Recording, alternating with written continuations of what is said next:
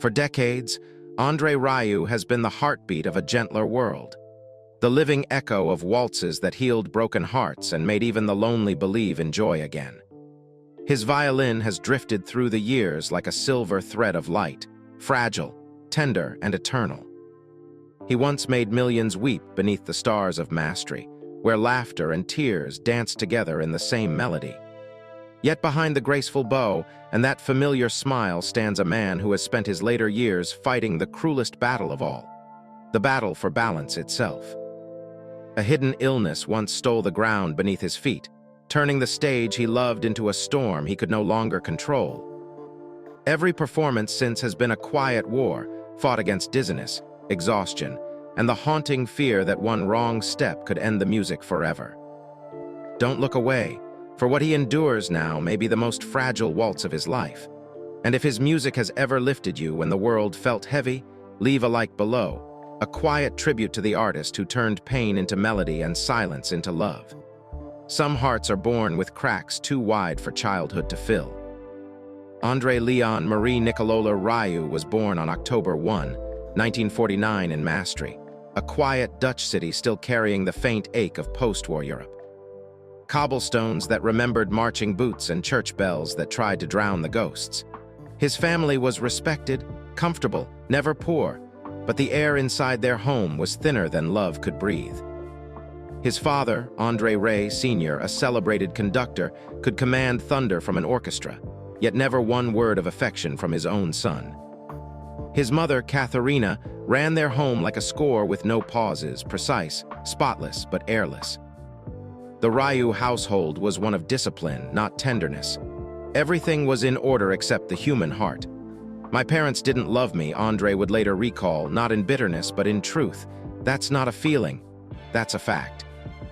He was one of 6 children, 3 brothers, 2 sisters, each orbiting a man who could make strangers weep, but never his own family laugh. Their meals were quiet, polite, rehearsed. No one raised a voice, no one raised a hand in comfort. His father's perfection was law, his mother's silence its enforcer. As a boy, André would sit alone, mimicking his father's conducting with a pencil for a baton, hoping to be noticed. He never was. When he finally confessed his dream of becoming a musician, not of solemnity but of joy, his father dismissed it with a single look. In his world, joy was childish, passion unprofessional. That moment left a crack in André's soul that no applause would ever fully heal. I learned early, he later said, that approval can be louder than love, but never warmer. At 6, he picked up a violin that felt far too big for his small hands. The bow trembled not from fear, but from hunger. Hunger for warmth, for sound, for a life that could feel alive. Some nights his fingers stung from the cold. Yet he played on because pain was the only proof he could still feel. The house would fall silent after dinner, his father's footsteps fading down the hall. And in that stillness, André would play to the dark, a quiet boy trying to summon comfort from strings and wood. It wasn't just practice, it was survival. The violin, he once said, was my only friend who listened. Even now, he remembers the smell of resin and candle light. The way the strings vibrated against his ribs like a heartbeat, trying to stay alive. He learned early that the body can stand straight while the heart is barely holding on. A truth that would one day echo not only in his music, but in his health as exhaustion and imbalance shadowed him in later years. When André entered the Royal Conservatory of Brussels in the late 1960s, he found no warmth there either. The halls smelled of varnish and ambition. Technique was warped. Emotion was scorned. Teachers praised precision, not passion. Those were years of invisible bruises, he said softly decades later. Wounds that don't show, but they shape you. He dreamed of an orchestra that would smile, sway, and celebrate life. And for that dream, his peers mocked him. Some professors told him to grow up, to stop chasing childish fantasies of happiness. But André's quiet rebellion had already begun. He didn't want to change music. He wanted to change what it felt like to be human while listening to it. By the mid-1970s, André's conviction had hardened like steel beneath the softness of his melodies. After years of playing for others, he longed to play for something greater, connection. At 29 in 1978, with no blessing from family, no financial safety net, and no promise of success, he gathered a handful of musicians who still believed that music could heal. In a modest rehearsal space in Maastricht, the Maastricht Salon Orchestra was born. His first quiet act of defiance against centuries of rigid tradition. The early performances were small, the halls drafty, but the laughter in those rooms was real, and that was enough. Beside him stood Marjorie, the woman who believed in him when belief itself felt impossible. Their love faced fierce opposition. His mother refused their marriage, severing the last fragile tie to the home he came from. "It hurt like losing a piece of myself," André later admitted. "But that pain gave me freedom." That wound became the birthplace of his independence. He was no longer a son begging for approval. He was an artist building a world where love could breathe freely. Decades later, when asked if he ever forgave his parents, he smiled sadly and said, "I don't know if forgiveness is the right word. I simply learned to play through the silence." Those early concerts in tiny halls and town squares became the truest expression of who he was. He wasn't performing. He was healing. Each note was a small act of defiance against the coldness he had been born into. "I wasn't born in warmth," he said, "but I chose to create it." And from that choice, André Rieu began to rewrite what classical music could mean, transforming silence into connection, rejection into beauty, and a broken childhood into a legacy that would one day make the whole world dance. By 1987, after years of heartbreak, exhaustion, and rejection, André Rieu stood at the edge of the most daring leap of his life. At 38, when most men were slowing down, he was about to begin again. His hands, those same hands that once trembled in childhood silence, now held a dream fragile enough to break, but strong enough to change everything. He decided to form the Johann Strauss Orchestra with just 12 musicians, a decision many called reckless. The classical elite sneered, dismissing him as a sentimental dreamer chasing an illusion. "He's trying to make classical music smile," they whispered. But André's vision was unshakable. He wanted to free music from the cold marble of tradition to make it breathe, laugh, and hold people again. "They said I was mad," he would later recall with a weary smile. "But I'd rather go mad with joy than die in perfection." The early years were grueling, far from the glamour audiences now see. Money came in like hesitant applause, never enough to rest, barely enough to continue. Every concert was a gamble, every tour a test of endurance. He poured everything he had into survival, selling, borrowing, repaying, starting over. There were nights he played on stages so cold that his fingers numbed mid-P performance. Nights he skipped meals to pay his musicians first. His body began to protest. Dizzy spells, trembling hands, a constant ringing in his ears from endless rehearsals, but he refused to stop. "There were moments," he said, "when the lights swam before my eyes and the floor felt as if it might disappear, but the music kept me standing." On January 1st, 1988, he took the stage for their first major concert. 12 musicians, one fragile hope. The performance soared, the applause was thunderous. Yet when the lights dimmed, he sat backstage, trembling, his hands aching, heart racing, and the ledger still bleeding red. Applause, he realized, could not feed a dream. Some months, the numbers barely worked. Instruments needed repair, travel costs mounted, and his team relied on him for both art and livelihood. He would walk through freezing streets after shows, coat pulled tight, whispering to himself, "Just one more concert, one more miracle." In a small hotel room, he once counted coins by lamplight until dawn, his reflection in the window pale and hollow. Sometimes exhaustion blurred his vision mid-P performance, yet his bow never faltered. It trembled, yes, but it never broke. "If I fall," he once told himself, "let it be on stage. At least I'll have fallen in music." Under the stage lights, sweat and tears became indistinguishable. His bow shimmered like a lifeline drawn against gravity. And when he smiled through the blur, the audience rose, not for perfection, but for courage. Looking back now, decades later, André recalls those years not as struggle, but as revelation. "I don't remember the debts," he said softly in his 70s. "I remember the faces, the people who smiled when I played. That was how I knew it was worth every bruise." Slowly, painfully, the seeds began to bloom. City by city, laughter replaced doubt, and the dream that had once felt impossible began to sing back to him. He didn't know it then, but the imbalance that would one day nearly end his career had already begun. Still, he played on because to him joy was never the absence of suffering. It was what survived it. The applause that once felt empty now sounded like life itself. Not proof of fame, but proof that even the weary can lift others. His body might falter, but his music would never kneel. By the mid-1990s, André Rieu's relentless determination began to bear fruit, but not in the effortless, glittering way some imagine when they hear the words global fame. His ascent was carved from sleepless years, personal debt, and the quiet ache of a man carrying too many dreams on one pair of shoulders. The turning point came in 1995, when his performance of Shostakovich's Waltz No. 2 during a UEFA Champions League match moved a stadium of tens of thousands into stunned silence, before erupting into applause that felt almost biblical. Overnight, his music swept across continents, yet the world did not see the exhaustion behind the smile. That single performance, the one that made him a star, came after nights when he barely slept, haunted by logistics, ticket sales, and the fear that his orchestra might collapse under its own ambition. That night changed my life, he later said, but it also marked the beginning of my greatest test to keep that light burning without burning myself. From that moment, Rieu's life became a blur of airports, rehearsals, and stages. He and his orchestra carried their waltzes to every corner of the world. From the cobbled plazas of Europe to vast arenas in America, Asia, and Australia. The tours were dazzling, yes, but behind the beauty was an empire that consumed him.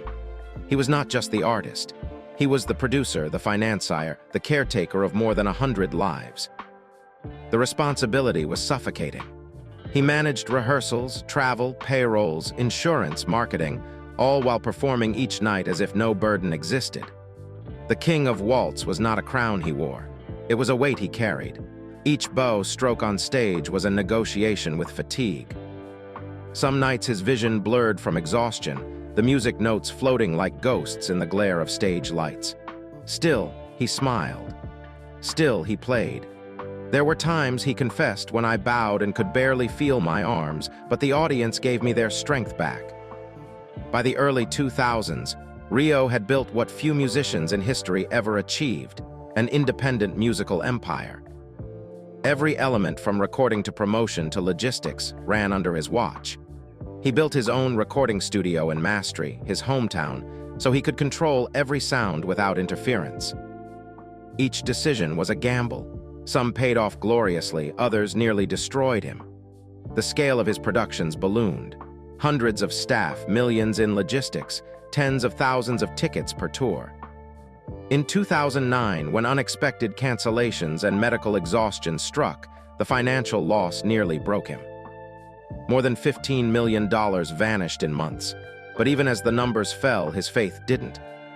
I wasn't sleeping, he later said. I was calculating not profit, but how to save everyone who depended on me.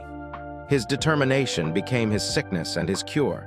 Yet even amid chaos, André never compromised the heart of his vision. His investments told the story of a man who built not for wealth, but for protection. Dozens of properties, over 30 in Maastricht alone, housed his staff, stored instruments, and safeguarded his music. His fleet of trucks carried priceless violins and costumes across borders. His chefs cooked to keep his musicians healthy, and he even built a nursery for the children of his performers. Every decision, every euro spent was not luxury. It was love disguised as labor. "My orchestra is my family," he once said, "and you don't abandon family." To the public, he was all sparkle. Chandeliers, gowns, laughter beneath starlight. But behind the curtain were the grueling rehearsals, the fragile body fighting against age and exhaustion, the endless ledgers filled with risk. His smile was real, but it was built on sleepless nights and silent endurance. By the time André Rieu commanded the world stage, his wealth was staggering. An estimated $600 million in net worth, more than 80 properties, and one of the most profitable independent music empires in history. Yet to him, the real triumph was not money, but survival. People see the beauty, he said softly, but not the pain behind it. I'm proud of both. He learned that greatness is not the absence of struggle. It is its symphony. Every note he plays now carries the echo of that truth that behind every dazzling waltz lies a heartbeat that has known fatigue, failure, and faith. His body may have weakened through the years, but his music remains unbowed. Proof that even when the flesh trembles, the spirit can still dance. Among André Rieu's many treasures, none carry the same pulse of life, memory, and fragility as his castle and his two Stradivarius violins. To most they are possessions. To him, they are reflections of the body and soul that carried his music through decades of exhaustion and rebirth. The 15th century castle in Mustry was more than stone and splendor. It was the place where, as a frail boy, he first sat at a piano and learned that sound could heal. When he finally bought it in 1999, after decades of touring and fatigue, it wasn't a gesture of pride, but of survival. I wanted a place, he once said, where my heart could rest while the world kept spinning. Restoring the castle became an act of therapy. Brick by brick, he was rebuilding himself. Every corridor he lit, every garden he revived seemed to whisper, "You are still here." The castle became more than a home. It became a living body. The glass conservatory filled with sunlight replaced the coldness of hotel rooms. The tropical garden offered air when his lungs felt heavy from endless flights and rehearsals. Inside its walls, he built a recording studio not just for work, but for refuge. On days when his balance faltered and his strength waned, he would retreat there, bow in hand, letting music pulse through him like medicine. It's strange, he once reflected, how silence can heal you and hurt you all at once. The castle's stillness nursed him back to rhythm when his body could not. Equally sacred were his two Stradivarius violins, one from 1667, another from 1732. Their wood bore the fingerprints of centuries. Their tone carried the ghost of history. To Rieu, they were not tools but extensions of his own heartbeat. When I hold them, he said, I feel time breathing. Yet even these treasures became part of his burden. During the dark months of the 2020 pandemic, when the world stopped and silence fell like ash, the weight of responsibility nearly crushed him. Concerts vanished. Revenue froze. But his orchestra, his family, still needed him. He considered selling one of the Stradivarius violins to pay their salaries. The thought alone broke him. It would have been like selling a piece of my soul, he later admitted, but he never did. Somehow the music endured, even in silence. To outsiders, the castle and violins are symbols of wealth. To André Rieu, they are proof of endurance, of a body and soul that refuse to collapse. The castle is where his music still breathes when his lungs grow weak. The violins where his heart continues to sing when his hands tremble. Together, they are his anatomy, his living pulse turned to sound. And when people ask him what they mean, he only smiles and says, "They remind me that even the finest instruments, like the human heart, must be tuned again and again if you want them to keep singing." The year 2020 brought André Rieu to a kind of silence no stage could prepare him for. A silence so vast, so merciless, it seemed to erase the very rhythm of his heartbeat. For decades, his days had followed a sacred tempo. Rehearsal, travel, ovation, repeat. Every note, every bow stroke had been part of a grand, unstoppable symphony of life. And then, in what felt like one cruel, soundless instant, the music stopped. The pandemic swept across continents like a storm that spared no stage. Every concert vanished from his calendar. Every light in every hall went dark. The man whose violin had once filled cathedrals and stadiums now stood in a world without echo. The applause that had been his pulse for half a century was replaced by the haunting stillness of empty rooms. For a man who had survived exhaustion, loss, and loneliness before, this new stillness felt almost surgical. It cut deeper, quieter. But his first thought was not of himself. It was of the 100 souls whose livelihoods depended on him.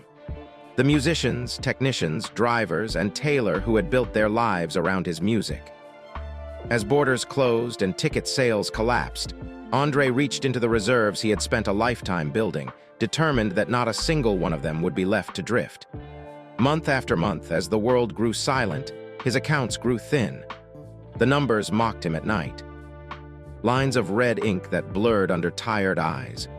He sold small pieces of his past, a beloved vintage car, a share of an old investment, quiet sacrifices never spoken aloud. And when the silence grew heavier, he found himself standing before his most cherished companion, his 1732 Stradivarius. For decades, it had sung beside him through triumph and heartbreak alike. To imagine selling it was unthinkable. Yet he did. If it would save them, he whispered once, then maybe it's time. He never sold it, but the fact that he could consider it said more than words ever could. It was not wealth he was losing. It was breath piece by piece. Inside his castle, the place that had once pulsed with laughter and song, the air turned still. The recording studio lay untouched. Violins slept in their cases, and corridors that had once echoed with music now whispered only with memory. He walked those halls alone, tracing the outlines of the life he had built, hearing in every silence the ghosts of melodies past. Outside, the world trembled in fear. Inside, André Rieu, the man who had once made millions dance, faced his own fragility. He later said softly, "When you are forced to stop, you understand what music truly means. Every note becomes a gift, every silence a lesson." In that solitude, he began to compose again. Music slower, deeper, aching with gratitude. The notes were no longer performances. They were prayers. His bow trembled, not with fatigue, but with humility. The knowledge that life, like music, can vanish in a breath. When the world finally reopened and he walked onto a stage again after more than a year, the moment felt sacred. The applause that rose to meet him was not thunderous but tender. 1,000 hearts exhaling together. Some wept openly, their own grief reflected in the lines of his face. Each waltz that night carried the echo of that long silence. The crescendos were softer, the smiles more fragile. Every bow stroke, a whisper of survival. What stood beneath the lights was no longer just the king of waltz, but a man reborn. One who had walked through fear, through isolation, through the quiet collapse of everything he loved, and found that music, even when silenced, still breathes. And so does he. The cruelest silence a musician can face is not from the audience, but from within his own body. The cruelest silence a musician can face is not from the audience, but from within his own body. By 2010, after decades of sleepless flights and endless tours that blurred into each other, André Rieu met a storm no applause could drown out. A vicious virus invaded his inner ear, stealing his balance like a thief in the night, turning the ground beneath him into a moving sea. The man who had spent his life commanding orchestras now fought to command his own limbs. Concerts months in the making fell away one by one. Heartbroken fans wrote from every corner of the world, their letters stacked high with prayers, their words of hope pressed between pages like dried flowers. But behind the curtain, the king of waltz was reduced to a trembling figure gripping the walls of his own home just to stand. Nausea, dizziness, vertigo. Each day a blur of spinning walls and stubborn breath. For a man defined by movement, the forced stillness was torture, a kind of living silence. Nights stretched into dawns. He would pace the dark corridors of his house, bow in hand, whispering, "I must come back, they need me." The rhythm of his steps echoed through the halls like a metronome marking time against despair. There were moments when the room seemed to tilt beneath him, when his own reflection swayed in the window glass. Yet he refused to yield. In those sleepless hours, he learned that healing was not a miracle, but an act of endurance measured one trembling breath at a time. The years that followed brought recovery and a heartbreak that no medicine could mend. In 2016, just as his body found balance again, fate struck from another direction. Ruud Merckx, his dearest friend and trombonist, collapsed without warning mid-tour. One day, laughter filled their small dressing room. The next, silence. André took the stage that night as always, but the lights burned colder, the applause rang hollow, and the music trembled with absence. Each note became a plea to heaven, each waltz an elegy. It was like losing a limb, he confessed later, his voice cracking under the memory. On stage, he began leaving a single bar of silence, never announced, never explained, but always for Ruud. In that fragile pause between notes, he kept his friend alive. Pain became his prayer, loss his rhythm, and love his endurance. By 2024, decades of pushing past exhaustion and gravity exacted their price. In Mexico, under a searing sky, 40,000 hearts waited beyond the curtain. He raised his bow, ready to give them everything once again. And then the world tilted. A burst of light, a hollow ringing in his ears, and the floor rushed up to meet him. The roar of the crowd melted into a distant hum. Stage hands screamed. Paramedics swarmed through the wings, their flashlights cutting through the gold haze of the stage. The warm glow of performance turned sterile white as they lifted him onto a stretcher. His breathing came shallow, the world shrinking to the sound of heart monitors and Marjorie's trembling voice beside him. "I don't ever want another opening night like this," he whispered, eyes glassy beneath the glare. That night in a dark hotel room, he lay motionless, the silence pressing against his chest like a weight. The phone on the bedside table blinked with dozens of messages. Fans, friends, family, unanswered. He stared at the ceiling, counting the slow rhythm of his own pulse, wondering if the curtain had already fallen for good. When dawn finally came, its light cut softly through the window, and he chose to rise with it. Recovery this time was brutal. His doctors warned him. Every year the body heals a little slower, yet he fought back inch by inch. He trained his hands to steady, his legs to stand, his will to outlast the spinning world. Some days he practiced only for minutes before the dizziness returned. Others he would push through tears to finish a single phrase. Each performance afterward became a negotiation with pain. Every bow struck a quiet duel with time. Before every concert, he would look to the empty space where Rude once stood and whisper, "Help me stand, old friend." His tours grew shorter, his rehearsals gentler, but the fire within him never dimmed. He learned to measure success not in ticket sales, but in breath. The miracle of simply being able to play. He knew now what few ever learn, that the body may falter, but the spirit still sings. His waltzes grew slower, softer, more human, not in surrender, but in defiance. Each bow stroke pulsed like a heartbeat. Each applause felt like oxygen returning to weary lungs. And as he stood once more beneath the lights, trembling hands steadying the violin, he understood at last that the truest music he had ever made was not of strings, nor of fame, but of survival itself. For more than half a century, Marjorie has been the unshakable anchor of André Rieu's extraordinary life, the quiet architect behind the empire, the calm behind the curtain. While the world saw the glitter of waltzes and golden lights, she was the pulse that kept the music alive when fatigue and fear crept too close. She managed every schedule, every tour, every fragile moment of his health with the precision of love disguised as duty. It was she who negotiated contracts, revised arrangements, and balanced ledgers long after midnight. Not for glory, but to protect the man whose heart beat in rhythm with his violin. Through decades of sleepless flights, financial storms, and the haunting stillness of the pandemic, she never wavered. "Marjorie saved my life more times than music ever did," André once admitted quietly. "She believed when I couldn't." Their son, Pierre, grew up backstage, falling asleep to the hum of tuning strings and the low murmur of rehearsals. He learned early that greatness is not glamour, it is grit. Today, he stands as the vigilant guardian of his father's legacy, orchestrating every detail, the lighting, the tempo, even the moments of rest to protect the body that once carried entire symphonies on its shoulders. He has seen what no audience ever sees. The trembling of André's bow hand after a 2-hour concert. The slow descent of exhaustion behind a triumphant smile. When the applause fades, Pierre once said, "That's when my real job begins, making sure my father wakes up to another sunrise strong enough to play." And then there is Daisy, André's granddaughter, whose tiny fingers dance across piano keys with the same quiet wonder that once lived in his 6-year-old hands. Her laughter fills the halls where once there was only discipline. She is the embodiment of the family's creed. We never force them. If music chooses them, they will come. To André, Daisy is not just a child. She is living proof that beauty survives us. Watching her play, he once whispered, "It's as if the music has found a new body to live in."